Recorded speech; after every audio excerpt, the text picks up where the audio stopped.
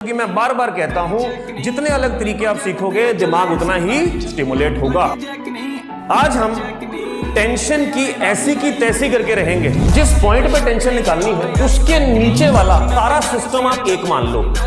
Normal reaction एक electromagnetic force थी, तो टेंशन भी एक इलेक्ट्रोमैग्नेटिक फोर्स है। अगर एक्सेलरेशन इधर हो रही है तो ये वाली फोर्स जाहिर सी बात है इससे बड़ी है। अगर इससे बड़ी है तो साफ कह सकते हैं TA is greater than TB। चलिए ज्यादा विलंब ना करते हुए शुरू करते हैं आज का लेक्चर। जय श्री राम, सत श्री अकाल, आदाब। स्वागत है आपका फिर से आपके अपने YouTube चैनल आगाज VS क्लासेस पर।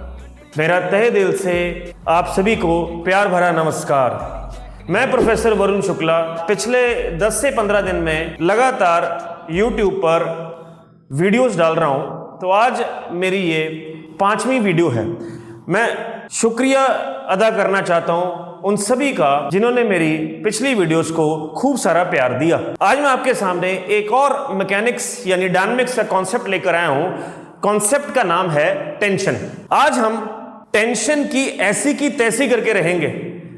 जी हां, आपने सही सुना, आज हम इस कॉन्सेप्ट की ऐसी की तैसी करके रहेंगे। तो देखेंगे कि कैसे ये जो कॉन्सेप्ट है बच्चों को तंग करता है, टेंशन देता है, आज कैसे बहुत ही बढ़िया तरीके से हम इसको सीखेंगे। तो चलिए ज्यादा विलंब ना करते हुए शुरू करते हैं आज का लेक्चर। तो कॉन्सेप्ट ऑफ टेंशन क्या है? देखिए, टेंशन जो है ये एक रीस्टोरिंग फोर्स है। Tension is a restoring force. Restore का मतलब है कि जब ये फोर्स किसी रस्सी, वायर या रॉड में डेवलप होती है, ये कब डेवलप होती है? अगर आप किसी रस्सी, रॉड या वायर को खींचते हैं या फॉर एग्जांपल किसी रस्सी के ऊपर एक लोड लगाते हैं, एक भार लगाते हैं, एक वेट लगाते हैं, तब रस्सी नीचे की तरफ जाती है या एक्सटेंड होती है, तो रस्सी चाहती है कि वो अपनी नेचुरल स्टेट को रीगेन करे, तो इसलिए उसके साथ लगाए हुए किसी भी वेट को वो वापस खींचती है। तो रस्सी रिस्टोर होना चाहती है अपनी नेचुरल पोजीशन पर, इसीलिए इसको बोलते हैं रिस्टोरिंग फोर्स। यानी कि टेंशन पैदा होने के लिए किसी भी रस्सी में सबसे पहले एक एक्सटर्नल फोर्स चाहिए ही चाहिए। जब तक आप बाहर से फोर्स नहीं लगाओगे टेंशन पैदा नहीं होगी। फॉर एग्जांपल, आप मार्केट से रस्सी लेकर आए तो वो तो ढीली है, इसीलिए तो उसको हम फोल्ड करके ले आते। अदरवाइज कभी ऐसे सुना आपने कि रस्सी अकड़ी हो? अगर रस्सी अकड़ी होगी तो हम तो उसको ऐसे पकड़ के लेकर आएंगे, ठीक है? तो जब आप मार्केट से लेकर आओगे तो वो ढीली है। ढीली रस्सी में कभी भी टेंशन नहीं होती। तो whenever the string is slack means ढीलापन, तो tension is always zero. Tension तभी पैदा होती है किसी रस्सी में जब वो टाइट हो या टॉट हो। टॉट का मतलब TAUT मतलब टाइटनेस। तो टाइटनेस एक एक्सटर्नल फोर्स से आती है, right? So it is a restoring force. Number 2, it is a pulling force. पीछे हमने सीखा नॉर्मल रिएक्शन के बारे में। नॉर्मल रिएक्शन कौन सी फोर्स थी? Pushing force. नॉर्मल रिएक्शन एक इलेक्ट्रोमैग्नेटिक फोर्स थी, तो टेंशन भी एक इलेक्ट्रोमैग्नेटिक फोर्स है। It is an electromagnetic force, ठीक है जी? तो ये 3 मेन बातें आपने याद रखनी है। ये हमेशा ऑब्जेक्ट को पुल करती है। एक और पॉइंट बता देता हूं, it always acts away from an object. Object से हमेशा अवे की तरफ ये एक्ट करती है। मैं कुछ एग्जांपल्स, कुछ उदाहरणों से ये समझाऊंगा, ध्यान से समझिएगा, ठीक है? ये मेन 4 बातें हैं। Let us take our first example. एक क्वेश्चन लेते हैं, ठीक? तो मैंने क्या किया, ये सीलिंग है, सीलिंग से मैंने एक रस्सी बांध दी और एक ऑब्जेक्ट लगा दिया। ऑब्जेक्ट का मास हम M1 ले लेते हैं और रस्सी जो हम मार्केट से लेकर आए हैं जिससे ऑब्जेक्ट बांधा है उसका भी मास ले लेते हैं हम, ठीक है? रस्सी का मास है M2। It is the mass of the string. और यहां पर मैं कुछ रस्सी पे कुछ 2-3 पॉइंट्स मार्क कर लेता हूं। मान लीजिए ये A है, यहां पर ये P है और यहां पर ये B है, ठीक?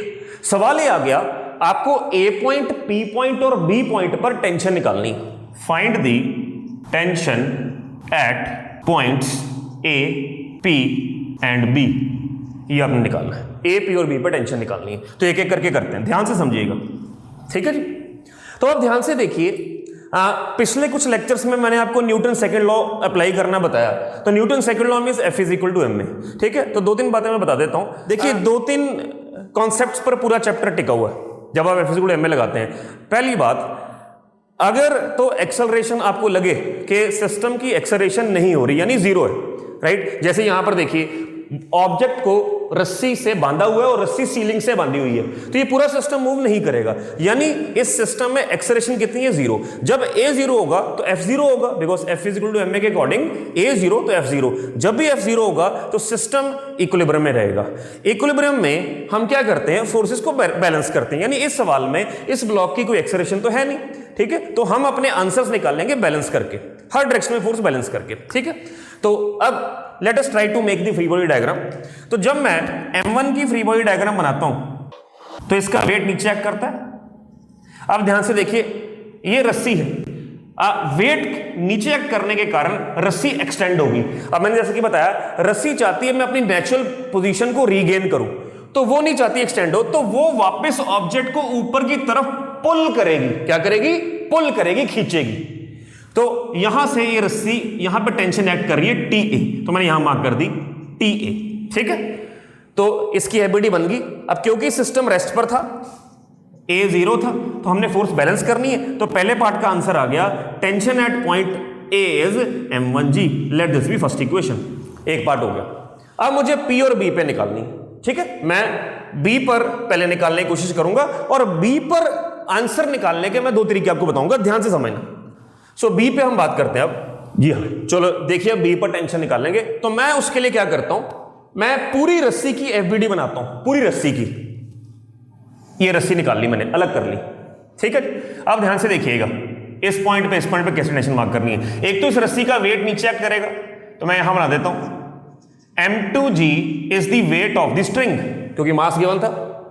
दूसरी बात यहां देखिए, रस्सी ने अगर ब्लॉक को खींचा यानी ब्लॉक पर एक्शन किया, न्यूटन के तीसरे लॉ से ब्लॉक रस्सी को वापस नीचे खींचेगा, तो यहां पर ब्लॉक ने रस्सी को वापस नीचे खींचा उतनी ही टेंशन से, यानी इस एक्शन का ये रिएक्शन है।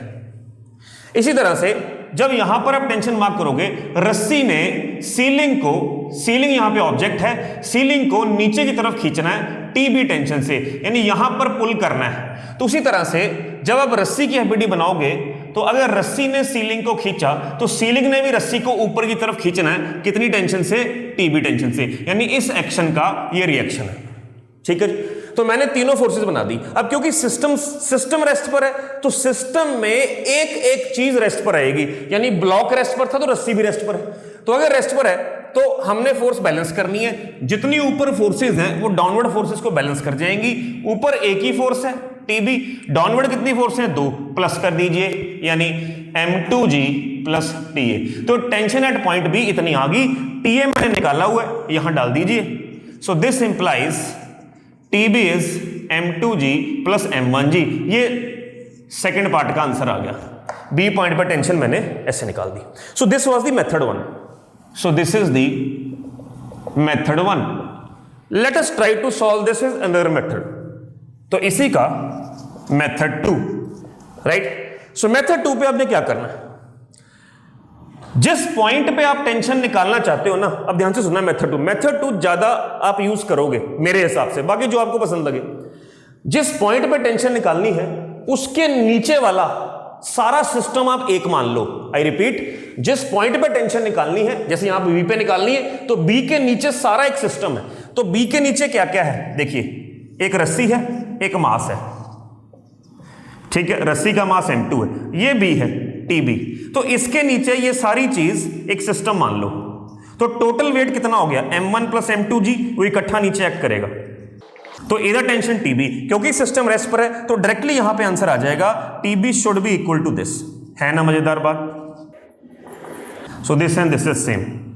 तो ध्यान से देखिए प्यारे बच्चों कि दोनों मेथड से मैंने आंसर सेम निकाला। आप वीडियोस मेरी एंड तक जरूर देखिएगा, और अगर आपको ये अलग अलग मेथड पसंद आ रहे हैं तो प्लीज कभी भी हेजिटेट मत कीजिएगा मेरी वीडियोस को लाइक करना, सब्सक्राइब करना, कमेंट करना और शेयर करना, क्योंकि याद रखिए आप ही का प्यार होगा जो मुझे कॉन्फिडेंस देखा कि हाँ मैं आपके लिए कुछ करके बताऊं। और याद रहेगा यहां पर मैं पूरी कोशिश करूंगा कि आपको अलग अलग तरीके बताए जाएं, क्योंकि मैं बार बार कहता हूं जितने अलग तरीके आप सीखोगे दिमाग उतना ही स्टिमुलेट होगा। चलिए ठीक है, तीसरा पार्ट निकालते हैं, टेंशन पी पॉइंट पे कैसे करना है, how to solve tension at point P.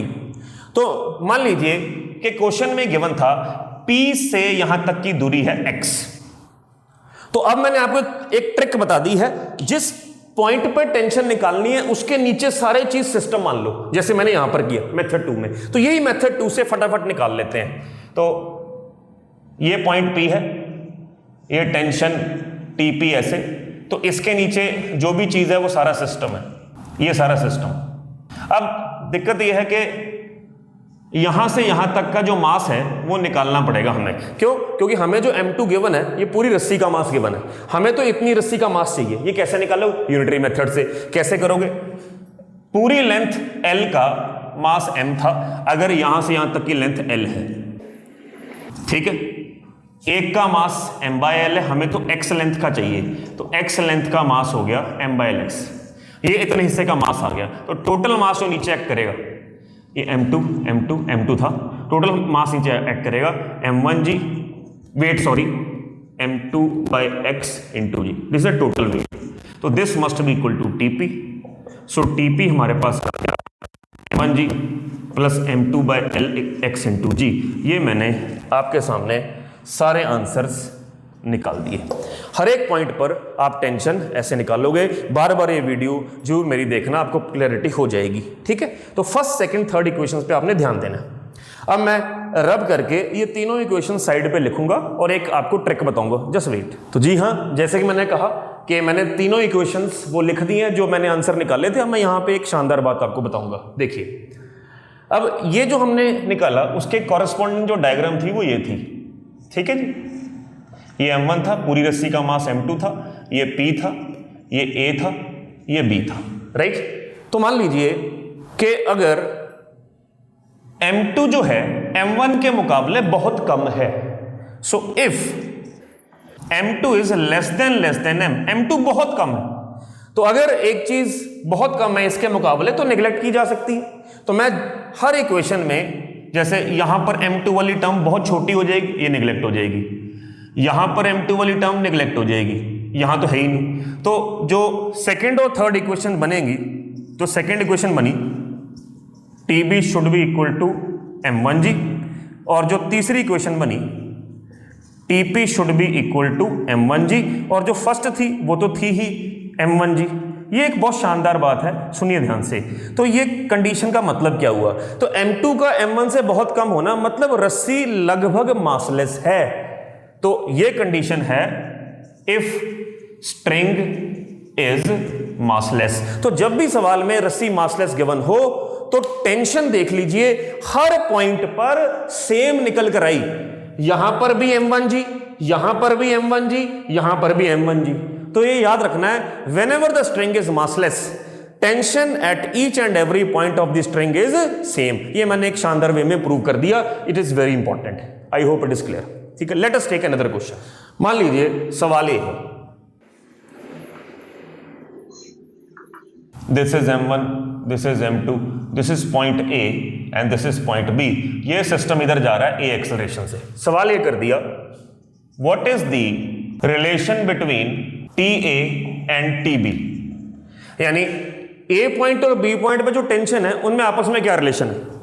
क्या वो बराबर है? क्या वो TA TB से बड़ा है? क्या TA TB से छोटा है? या cannot be predicted? Cannot be predicted, ठीक है। मान लीजिए इस रस्सी का मास भी हमें M3 गिवन है, ठीक है। तो ये कैसे निकालेंगे? तो देखिए मैं यहां पर एक काम करता हूं, मैं रस्सी की FBD बनाता हूं। तो रस्सी की जब FBD बनाई जाएगी, ये तो यहां पर है पॉइंट A, यहाँ पर है पॉइंट बी।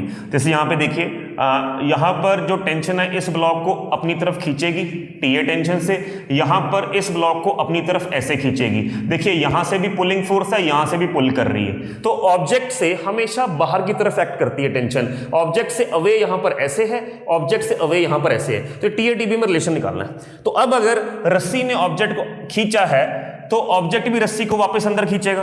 तो यहां पर टेंशन ऐसे लगा दो रस्सी पर। तो सिमिलरली यहां पर रस्सी ने ऐसे खींचा तो ऑब्जेक्ट भी वापस खींचेगा। यहां पे लगा दीजिए TB। सिस्टम जा रहा है इधर, ठीक है। अगर एक्सेलरेशन इधर हो रही है तो ये वाली फोर्स जाहिर सी बात है इससे बड़ी है। अगर इससे बड़ी है तो साफ कह सकते हैं TA is greater than TB। This is the answer. तो बच्चों एक लास्ट क्वेश्चन देखते हैं जल्दी से।